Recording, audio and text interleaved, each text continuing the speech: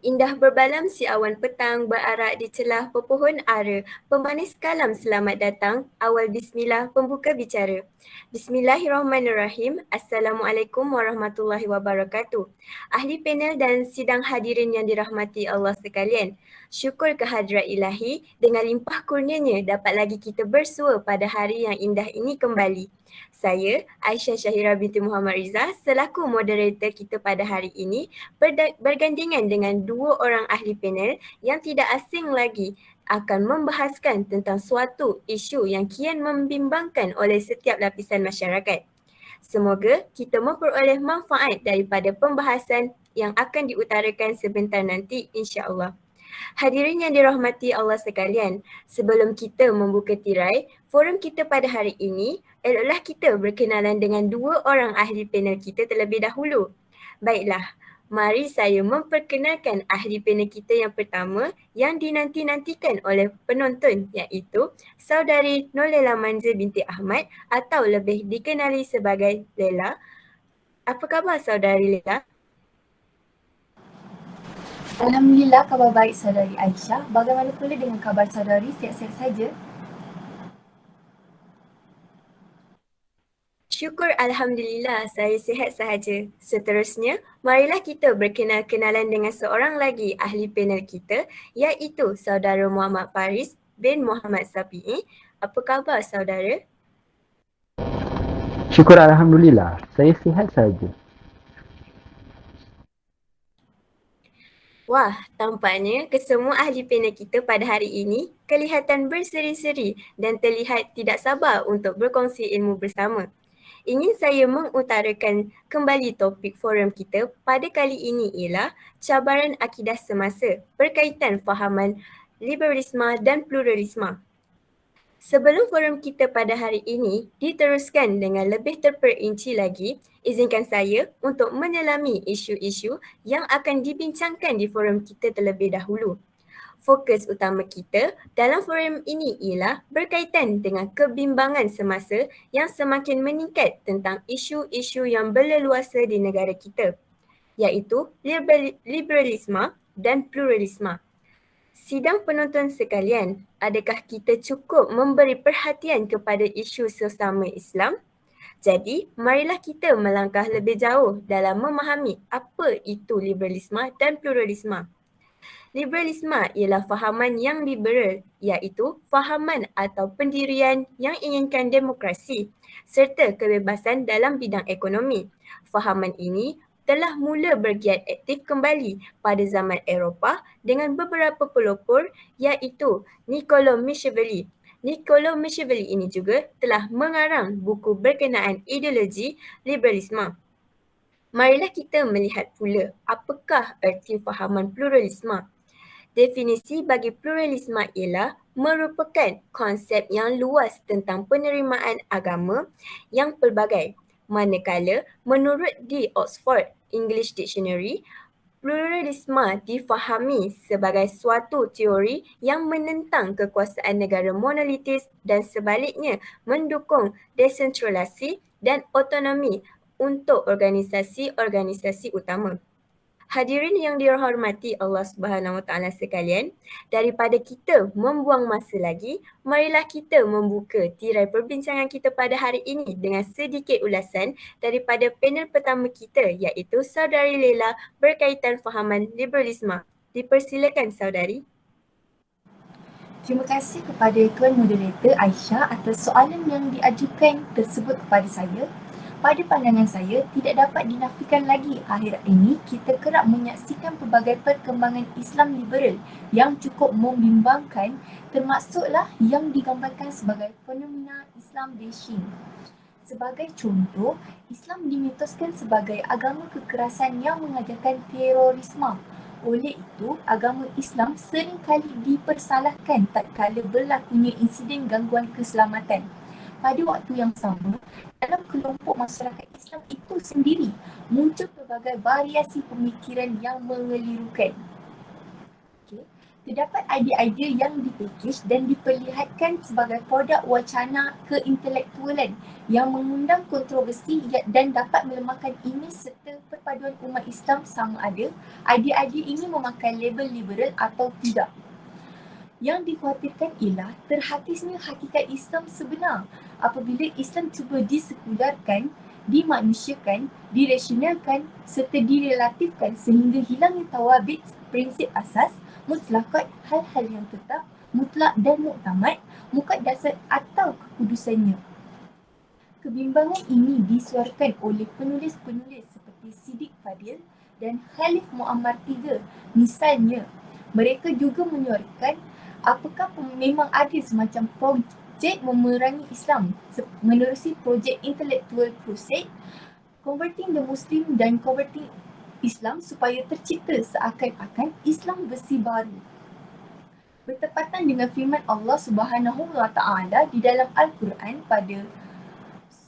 pada surah Al-Imran ayat ke-19 yang bermaksud sesungguhnya agama yang sebenar dan diredai di sisi Allah ialah Islam dan orang-orang Yahudi dan Nasrani yang diberikan kitab itu tidak berselisih mengenai agama Islam dan enggan menerimanya melainkan setelah sampai kepada mereka pengetahuan yang sah tentang kebenarannya. Semata-mata kerana hasad dengki yang ada dalam kalangan mereka. Dan ingatlah, sesiapa yang kufur ingkar akan ayat-ayat keterangan Allah, maka sesungguhnya Allah amat segera hitungan hisabnya.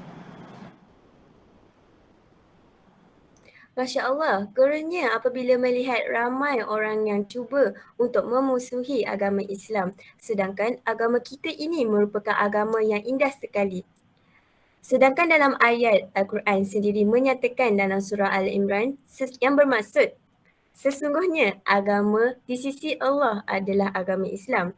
Walau bagaimanapun, memandangkan saudari Laila sudah menerangkan isu semasa yang berkaitan dengan fahaman liberalisme, ini bolehkah saudari menjelaskan dengan lebih mendalam tentang ciri-ciri fahaman liberalisme ini?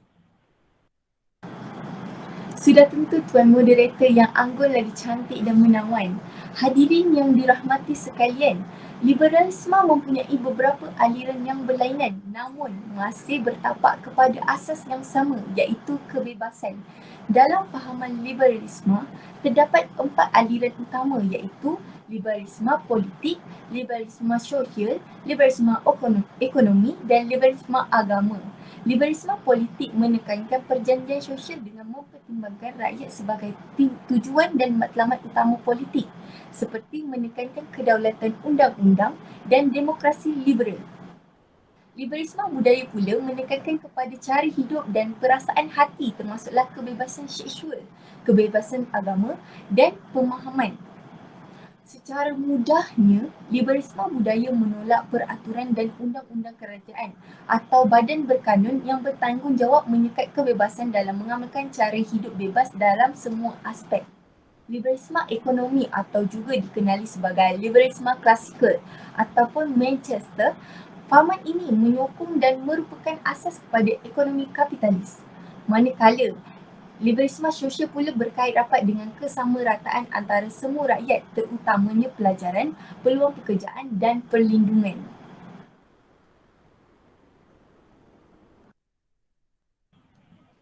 Sidang hadirin, demikianlah ulasan daripada ahli panel kita yang pertama tentang fahaman liberalisme dan ciri-cirinya yang pada saya sudah cukup lengkap dan jelas perincian yang cuba disampaikan oleh beliau.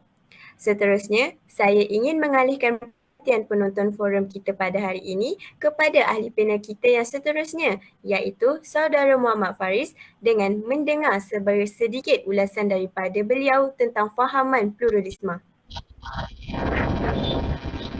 Alhamdulillah dan terima kasih kepada Tuan Moderator kerana memberi kesempatan kepada saya untuk mengupas sedikit ulasan berkaitan isu tersebut. Bismillahirrahmanirrahim. Pertama sekali, saya ingin menerangkan maksud pluralisme. Pluralisme ialah satu fahaman yang menentukan bahawa semua agama adalah sama.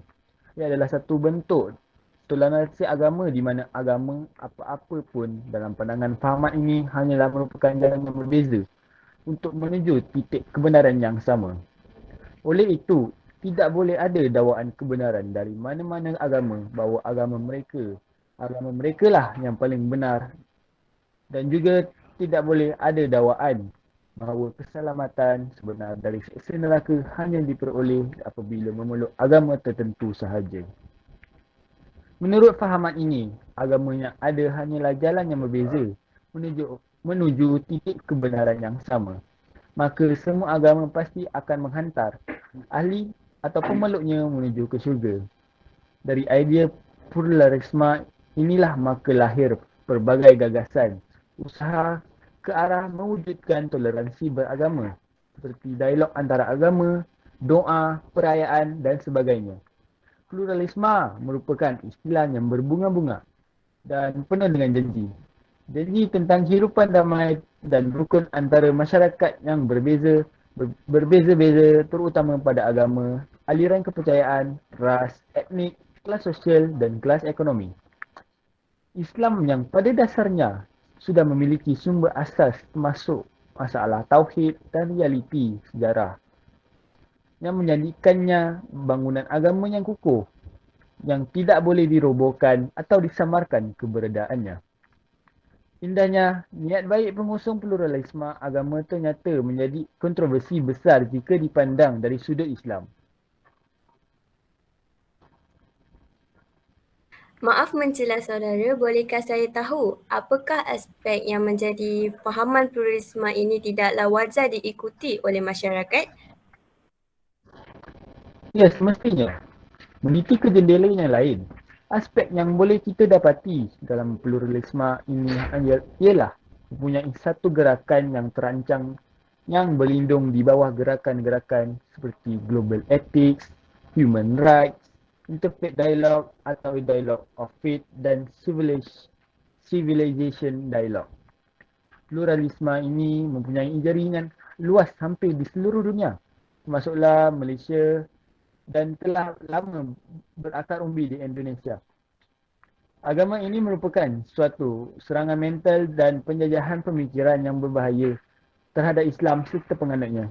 Ia dilakukan secara halus untuk mengelirukan pemikiran umat Islam atas nama rasional, toleransi dan perpaduan.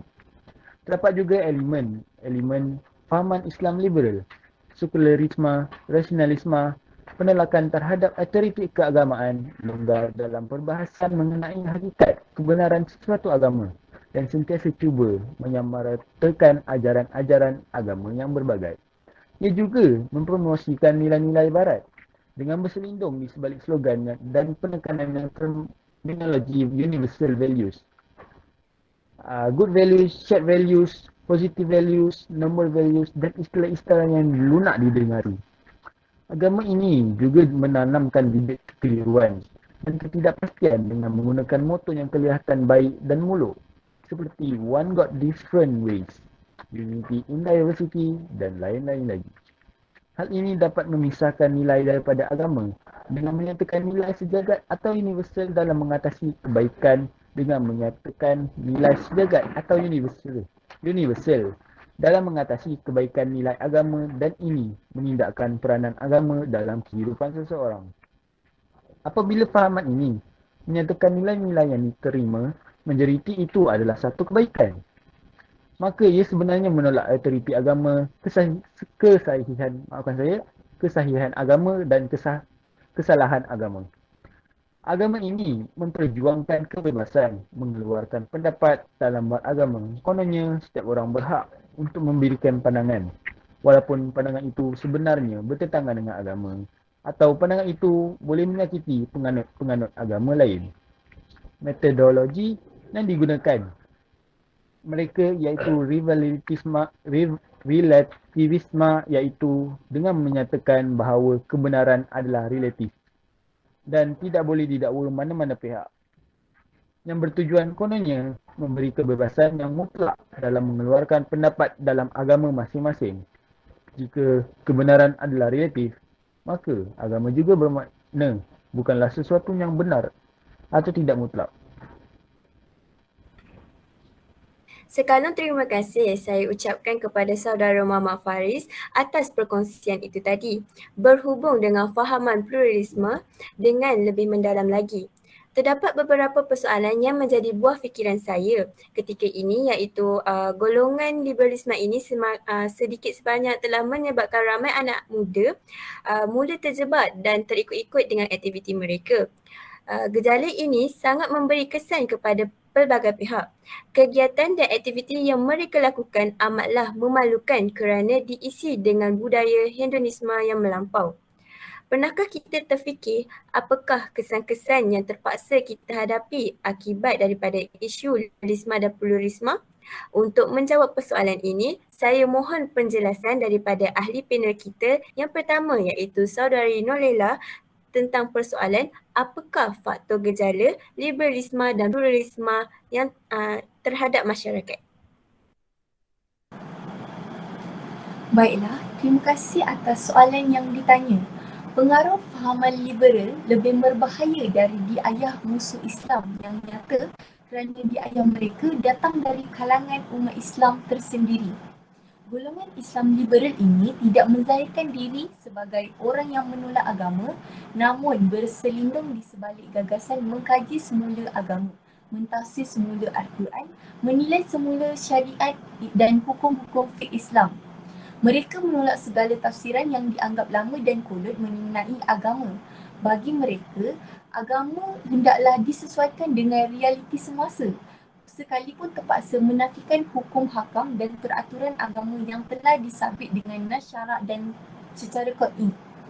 Di antara pengaruh yang cuba diserapkan dalam pemikiran masyarakat ialah gagasan pemikiran liberal ini kelihatan terjebak dengan kerangka pemikiran barat dan berpegang kuat kepada rasionalisme. Mereka bertindak lebih berani daripada orientalis barat dengan harapan meruntuhkan Islam di Malaysia. Meruntuhkan institusi Islam di Malaysia. Keruntuhan autoriti agama secara tidak langsung membawa kepada keruntuhan Islam. Hari ini, pemikiran liberal kelihatan berjaya mempengaruhi umat Islam sehingga munculnya pandangan yang menolak autoriti agama, menuntut kesamarataan jantina, menolak autoriti ulama, menjadi imam dan wali perkahwinan. Terdapat individu yang aktif memuat naik status di media sosial, memperkatakan mengenai kebebasan mutlak, terkeluar daripada lunas agama, tidak menyokong undang-undang syariah selain mempertikaikan peraturan Islam, mahkamah syariah dan autoriti agama. Dapatan kajian mendapati belia adalah kumpulan paling berisiko terpengaruh dengan pemikiran sebegini. Seterusnya, golongan liberal adalah golongan ekstrim kerana tergolong dalam kelompok yang ifrat, iaitu longgar dalam mentafsirkan Islam. Tidak mahu terikat dengan nas Al-Quran dan As-Sunnah, sebaliknya menjadikan akal sebagai kayu ukur memahami agama. Imam Al-Ghazali rahimahullah ada berkata dalam kitab Al-Iqtisad fil Al-Iqtiqad, antaranya, akal itu umpama penglihatan yang sempurna. Al-Quran umpama matahari yang menyinari alam. Melalui kedua-duanya, seseorang memperolehi hidayah. Seseorang yang mengambil satu daripadanya tergolong dalam kalangan orang yang bodoh. Orang yang menolak akal hanya cukup dengan Al-Quran adalah sama dengan mereka yang memandang cahaya matahari tetapi menutup mata. Maka dia tidak berbeza dengan orang yang buta. Gerakan Islam liberal adalah usaha halus mengeluarkan umat Islam daripada agama mereka tanpa disedari dan dilakukan melalui nama Islam. Ini merupakan program pemurtadan terancang dan sistematik yang dilaksanakan melalui platform intelektual, ilmiah dan akademik. Situasi ini seharusnya memberi pengajaran agar masyarakat Islam berusaha menangani unsur yang merosakkan akidah pada peringkat awal lagi supaya tidak berkembang menjadi ancaman yang sukar dikawal. Seterusnya, inilah pendekatan wasatiyah, menolak ekstrim dan melampau. Pendekatan jalan tengah di antara tafrid terlalu ketat dan ifrat terlalu longgar. Berada di antara golongan yang menerima konsep kebebasan mutlak manusia dan golongan yang menyerah bulat-bulat kepada takdir. berada di antara golongan yang memberontak dan golongan yang terlalu mengagungkan pemimpin mereka, di antara golongan yang mengagungkan akal fikiran dan golongan jumud yang menolak akal fikiran. Inilah perpaduan di antara nas dan konteks, wahyu dan akal. Tidak ada pemisahan di antara dunia dan akhirat, sains dan agama. Umat Islam berpegang kepada wahyu dan akal dalam memahami agama dan tidak terkeliru meletakkan kedua-duanya di kedudukan yang sewajarnya. Wah, apabila mendengar penjelasan daripada saudari, saya dapati beberapa impak yang amat membimbangkan terhadap generasi yang akan datang. Pada pendapat saya mendapat info yang jelas daripada saudari Nolela. Terima kasih saudari. Sama-sama saudari moderator. Ayuh melebarkan landscape perbincangan kali ini dengan mendengar pendapat daripada ahli panel kita yang kedua tentang bagaimana cara untuk mengatasi fahaman liberalisme dan pluralisme tercetus dalam kalangan umat Islam. Hal ini kerana sebanyak mana pun punca atau faktor yang dialami pasti ada jalan penyelesaiannya. Oleh itu, silakan saudara Faris untuk merungkai serba sedikit tentang cara untuk mengatasi masalah ini daripada beleratan tanpa penghujung. Silakan saudara. Terima kasih kepada Cik Moderator. Menjawab persoalan yang ditanya oleh Cik Moderator, ideologi-ideologi Islam liberal haruslah dibendung dan ditangani segera agar kelak tidak merosakkan akidah umat Islam. Oleh yang demikian, sebarang kemusykilan yang kita dapati dalam masalah agama atau perkara yang berkait dengan hukum hakam agama perlulah kita menjadikan Al-Quran dan As-Sunnah sebagai rujukan pertama. Ini kerana Al-Quran dan As-Sunnah Allah SWT tidak turunkannya tanpa tujuan, malah sebaliknya menjadi rujukan dan panduan hidup hamba-Nya di muka bumi. Ini bertepatan dengan firman Allah SWT dalam surah An-Nisa ayat 59 yang terkandung untuk menjadikan Al-Quran dan hadis sebagai sumber hukum apabila ada perselisihan, maka sebaiknya dikembalikan kepada keduanya. Allah berfirman yang bermaksud, kemudian jika kamu berlainan pendapat tentang suatu perkara, maka kembalikanlah ia kepada Allah, iaitu Al-Quran dan Rasul yang bermaksud sunnahnya. Jika kamu benar-benar beriman kepada Allah dan hari kemudian, yang demikian itu lebih utama bagimu dan lebih baik akibatnya. Surah An-Nisa ayat 59. Selain itu, kita juga perlu membendung masyarakat daripada mengeluarkan hukum dan fatwa sendiri. Sebaliknya, perlu rujuk kepada pakar agama atau para ulama tentang sesuatu hukum yang tidak disentuh dalam Al-Quran dan Sunnah. Dek, kerana era dunia yang semakin maju yang boleh menimbulkan banyak hukum yang tidak pasti atau isu dan masalah agama yang mungkin tidak terdapat pada zaman Rasulullah SAW. Menurut akhbar pada 10 Mac 2018, kesan modernisme semasa menyebabkan berkembangnya pemikiran Islam liberal hari ini. Idea kontroversi diketengahkan atas alasan kebebasan individu.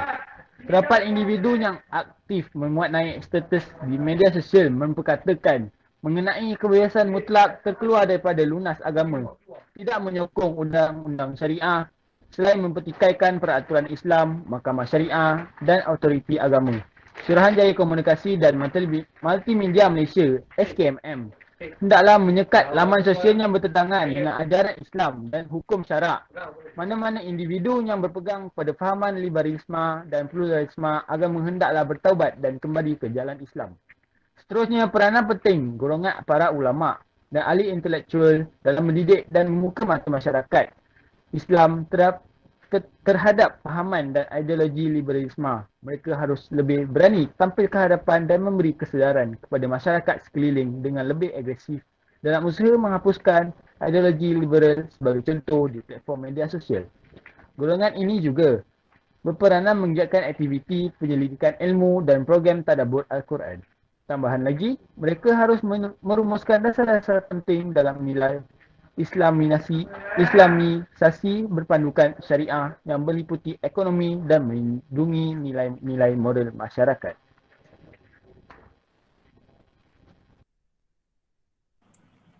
Demikianlah tadi perbincangan menarik berhubung definisi sejarah dan kesan isu liberalisme dan pluralisme.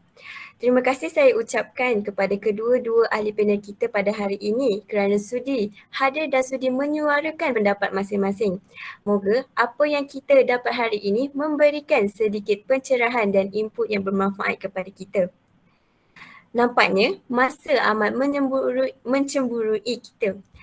Jadi sedikit rumusan yang dapat kita buat pada hari ini ialah walaupun fahaman ini indah dipandang di sisi setengah umat, namun ia dipandang buruk di kaca Islam.